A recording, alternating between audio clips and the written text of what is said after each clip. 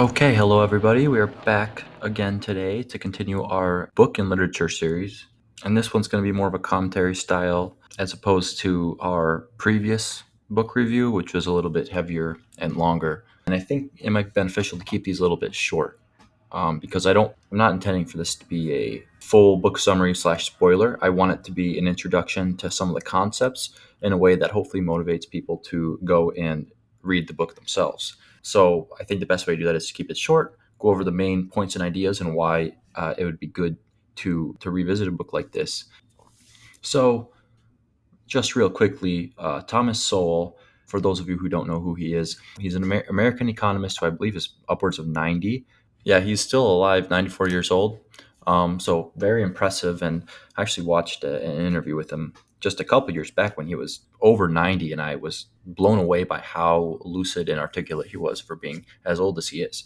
Anyway, he is an economist that graduated from an Ivy League university, I believe Harvard, went on to work for the US government, and during his tenure there, converted from hardcore Marxist to a much more free market, especially economic philosophy. And he's an interesting figure because in traditional academia, he's not very popular, and I think that's because his approach to outlining some of these phenomenon and the conclusions he draws as a result, they have deep implications, and I think that plays a role in how well received Thomas Sowell is in the academic community. And another thing is the way he writes and talks about these things specifically is very well tailored to a layman. Quite frankly, like it's easy to read, it's easy to digest, and he is extremely well able to explain all sorts of phenomenon in terms of human rationality, which is at the end of the day the core underlying all of his philosophy, both economic, policy based, whatever it is. And at the forefront of all of his ideas is the fact that everything is a matter of trade off and opportunity costs. And when you are making difficult decisions in the world of policy, prescriptive policy, these are important things to consider and acknowledge and take into your calculations. Because one of the main points of this book and a main point of his philosophy in general is that if you don't do that, if you don't acknowledge the real constraints of human behavior and human nature, then these decisions are going to have, they're necessarily going to have unintended consequences. And I think that's an incredibly important and essential thing to understand, especially because economics, it's rooted in human behavior. It's based on rational decision making. So I really appreciate Thomas Sowell because he engages with these phenomenon at their core, and he isn't afraid to flesh them out and say what needs to be said in terms of what happens when you approach these things with ignorance. So diving into this book, The Vision of the Anointed, it's not an incredibly long read. It's only 9 chapters. It's a few hundred pages, but the book was written 20 years ago, and it's important to understand it to fully realize the timeless value and truths that he touches on in some of these arguments and analyses. Because I mean, 20 years ago, a lot's changed, and especially the observations he has on the ruling class or the elite class. It's really amazing how consistent those points are in light of what we're seeing literally on a day-to-day basis here in 2024. So I think there's all kinds of those timeless observations found within this book here. And that's why it's so amazing to read something like this. But I want to lay out the main philosophy underpinning this book and why it is actually very, very useful to understand what he's saying. And first of all, we'll dive right into the title, The Vision of the Anointed. Admittedly, something like this, it sounds a little pretentious, but that's kind of the point because he's trying to convey the vision held by, well, just like it says, those who believe they are anointed. But it paints a pretty accurate picture of what phenomenon he's actually describing in this book when it comes to the vision of the anointed. And so, who are the anointed? Well, according to Sowell, the anointed is a group of primarily intellectuals, such as politicians and media figures, who advocate for progressive and often extremely progressive social policy. The anointed have this mission or sense of a mission to improve society and make these great considerations and decisions for a large number of people on the basis of moral superiority at the end of the day. Now, these anointed people have a few assumptions, according to Thomas Sowell. One of them is called innate plasticity, and that is the belief that human nature is fundamentally malleable, can be shaped and directed by policy, force, human coercion, that sort of thing. And that is baked into their calculation of what can and should be done in terms of enacting what they would consider positive social change. Another core assumption outlined by Sowell is rejection of tradition by the anointed group. And this plays into the previous point because that malleability of human nature that they subscribe to directly contradicts the traditional assumption that human nature in reality has constraints. And regardless of what we say or do, we believe we have to operate within these constraints no matter what. And in order to act most efficiently and effectively, you need to understand what these constraints are and what you aren't capable of doing without, like we said before, significant unintended consequences. A final core assumption of this anointed group is the presumption of knowledge. And this is implied in the name anointed itself. But yeah, this group also has the knowledge and the sufficient wherewithal to understand in aggregate and make decisions on behalf of large groups of people. And this is the same knowledge that props up their moral superiority and allows them to say, well, since we are able to see reality objectively for what it is, because we're able to create this vision of how we should be, that's better than how we're acting now, well, we should, and we do have the authority to shape policy and to engineer these outcomes in pursuit of these grand progressive goals. And that's exactly what they do. And it does manifest in the form of policy from politicians. And from media, it manifests in the form of a narrative that is often quite literally shaped in a very, very specific direction. And while there isn't always a direct communication that dictates these things, like one voice at the top, it operates a lot of times like a hive mind. This coalition forms, this intellectual coalition. It starts to travel in one direction, and the goals and intentions don't need to be spoken because these people are homogenous. They share this sense of moral superiority, and they share the reins of power, and so they're going to do what they have to do to grow and to sustain themselves. And in doing that, they necessarily that illusion of power necessarily enables them to start making these assertions and consequently decisions in the form of policy. And now's a good time probably to also highlight Sowell's contrast to the anointed and the vision of the anointed. And this is what he calls the benighted. And this kind of refers back earlier to one of the points that he made about the constraints of reality.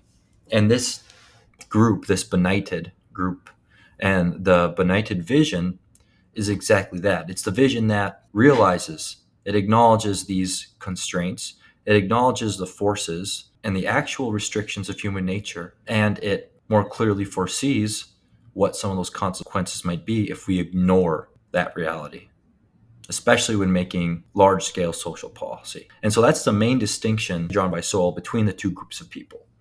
One kind of abandons the adherence to any constraints of reality. This fits a lot more in line with the altruistic way of thinking, or the even Nietzschean Übermensch way of thinking, and ultimately allows them to create their own value system and allows that to pursue their own value system in any way they see fit. And if you do that, you're necessarily going to be missing and ignoring what other people might say are objective constraints of reality. And so the benighted, they're just a little bit more cautious in how they approach their pursuit. And at the end of the day, they realize that a lot of these problems and the issues challenging society can't so easily be cast on a scapegoat. And that's something the anointed and that vision likes to pursue as well. The scapegoats lend themselves very nicely to the anointed vision because it allows this group to prop up an enemy, to prop up a reason for maybe an underlying issue that might be occurring or we might be seeing. And Sowell gives examples in this book, and a lot of them are the same, but you can look at today's political landscape, and it won't take you very long to point to a number of things that are a direct reflection of that phenomenon and that principle. And a lot of it has to do with race. A lot of it has to do with identity and identity politics. And that's a really easy one because it affects everyone. But when you have a narrative that attempts to imply a form of oppression in any way, especially when it comes to identity and minority groups of individuals, it's very, very easy. It's very, very dangerous to fall into that trap. And the scapegoating becomes a powerful force that often drives this anointed vision. So there's always an enemy, there's always something to blame, and there's always a cause to fight against. But going back to the benighted, it's not that simple. And that makes the vision a little bit less appealing to people when there isn't a clear enemy to be fighting against. And oftentimes at the end of the day, a lot of our problems, according to the benighted, in order to fix them, there has to be a degree or a first step of introspection. You have to look at yourself and figure out if there are any things that you're doing that might be negatively contributing to other problems. You start with that. And I think if we focus on our small scale environments, that will extend outward, and then we will see those. Well, we won't have a need for extreme progressive policy in the first place, but it will be more clear what our problems are and the sources of those problems. And we can fight those actual sources instead of people and groups of people in the form of scapegoats that are being propped up by other groups of people.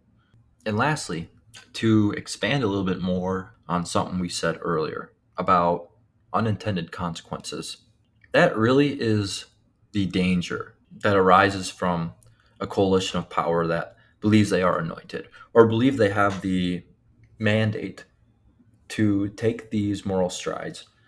And you can't overstate the danger, the risk that arises from these unintended consequences that are so easy to just not think about.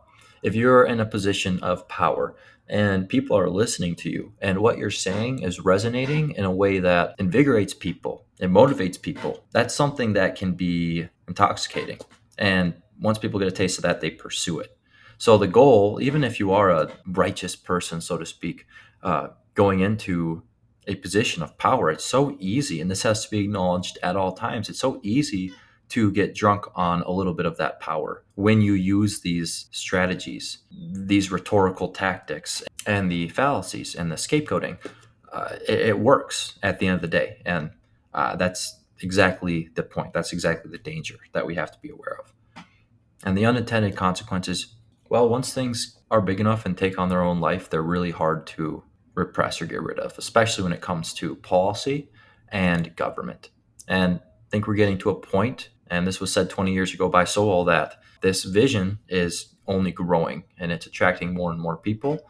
And the incentive structure underlying this vision and allowing it to fester, it's not going away and it's not shrinking.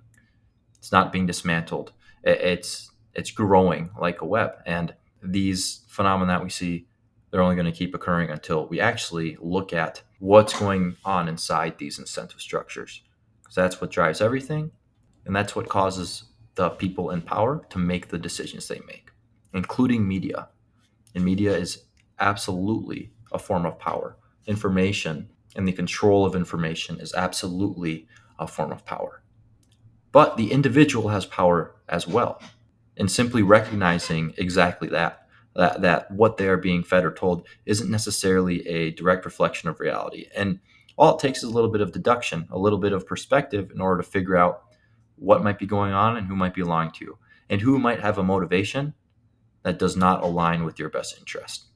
So when you look at today's political landscape, like we said, you can see this happening on a large scale and on a small scale and on microchasms. Even in non-political groups or institutions, this is a phenomenon that arises and you can't get away from it. And I think that's what I'm going to leave you guys with as an introduction to this philosophy And it's incredibly interesting. It's incredibly useful to really understand what Sowell's saying. And I don't want to give more examples than I already have because, despite going over really the core of his philosophy, some of the points that he makes in this book are incredibly valuable. So I'd encourage you, absolutely, anyone who's still watching, to look into it, read it, even spark notes it if that's your thing. But this author is someone that I really don't see a lot of acknowledgement for. But beyond just this book, some of the points that he's made and the analysis that he has constructed, it would be unquestionably valuable to incorporate some of these things into your perspective of the world today.